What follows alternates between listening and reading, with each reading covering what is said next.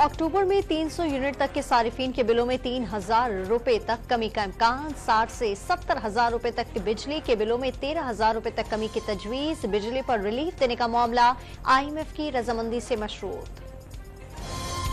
महंगी बिजली का ऐसे हल निकालेंगे कि फैसले वापस ना लेने पड़े। तवानाई की बचत के लिए भी चंद रोज में अमली इकदाम नजर आएंगे। निगरान वज़ीर आज़म अनवारुल हक काकड़ की गुफ्तगू निजकारी हुकूमत के एजेंडे में शामिल करार दे दी।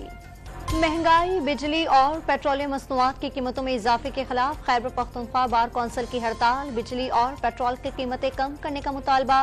वकला अदालतों में पेश नहीं होंगे। चीनी की कीमत ने डबल सेंचुरी मुकम्मल कर ली। कोयटा में चीनी 221 रुपए फी किलो की बुलंद तरीन सतह पर पहुंच गए। लाहौर, इस्लामाबाद और पेशावर में 185 रुपए में फरोख्त।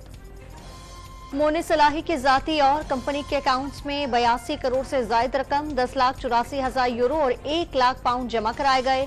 गुजरात में तरक्याती स्कीमों के ठेकों की भी रकम मोने सलाही के अकाउंट्स में जमा हुई। रकम बज़ाहिर रिश्वत और किकबैक्स। नैब रिपोर्ट।